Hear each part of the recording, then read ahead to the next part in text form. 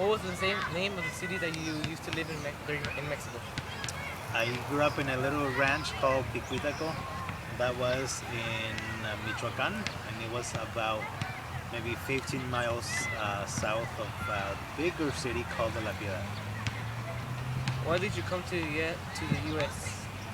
We came in 1987, and we came because my dad passed away, and my mom had 7 kids, and she wasn't able to find work over there. So she had to come over here so she could be able to find a job and support her 7 kids. How would your life be if you stayed in Mexico? Um, well, I don't know. I don't think I would have been able to go to university over there. I probably would have just finished high school and that's it. So I think I had more opportunities here to go to school and to get a career, and I don't think I would have been able to do that over there. How young were you when you crossed the U.S. border, U.S. Mexican border? I was 10 years old. Did any other family members encourage you to cross the border?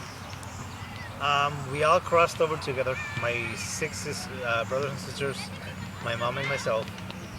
So we all crossed over at the same time.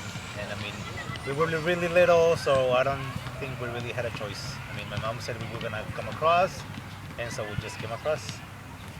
Was it hard to cross the border? Um, yeah, I don't remember a whole lot. That was about 25 years ago, 27 years ago. So I don't remember a lot of how it happened. But it was really scary because we all had to cross over at different times. My sisters crossed by themselves, my mom crossed by herself. My sisters, everybody crossed individually.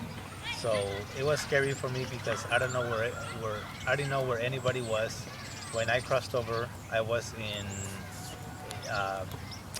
Calexico, I think it was, and I basically had to wait there by myself for a few hours until everybody else came across.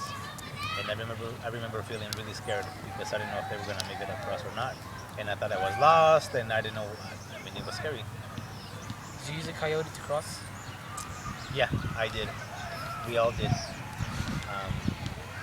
When I crossed, I remember that there was 3 men that helped me come across, 2 adults and another kid who was probably about my age. And so they just told me to follow the little kid across, and I just followed him, and we just walked across. And it was really quick. It just took like maybe 10 minutes to go across. But yeah, it was those 3 men that helped us. That helped me. How does it feel to leave your beloved ones, like your friends, your hometown, family, etc.? It was hard because I knew that I would never see them again. And I mean, some of them eventually came back, but it was hard because all of my childhood friends, I basically left them behind and never saw them when they came back, when they came across. Did you know English at the time you came? No, I didn't know a single word of English. I just spoke Spanish. So on that first day of school, I didn't know a single word of English. Is it hard learning that language, English, to you? No, not really. I remember, I think within a few months, I was doing the same work as everybody else in the classroom. I remember that we started school in February, and by like April or May, I was already taking like spelling tests with everybody else, and I was getting like 100%. So it wasn't really that hard. How was life in Mexico compared to now? It was easier, and it was calmer, and it was more relaxed. We didn't have as many responsibilities. The families that lived there, they had been living there for many generations, so everybody knew everybody. I mean, here, people move around a lot, so you don't really get to know your neighbors as much. And over there, everybody grew up together, and you know everybody from 10, 15, 20 years ago. So you had more friendships, and you had more connections with people that you did there. Was this the biggest challenge for you since you moved to the US? Yeah, definitely. It was hard because, like I said, we left the family behind. We didn't know the culture, we didn't know the language, we didn't know anybody. So yeah, it was definitely hard. Do you ever wish you could go back to Mexico? Just to visit, but now that I've been here for so long, I wouldn't want to go back and live over there.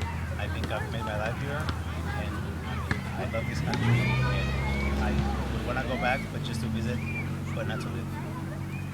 How much would you earn if you stayed in Mexico compared to now? I don't, probably not a lot. From what I hear, not a whole lot. I'm not really sure, but I don't think it'll be a whole lot. Alright, that's it. Okay, thank you.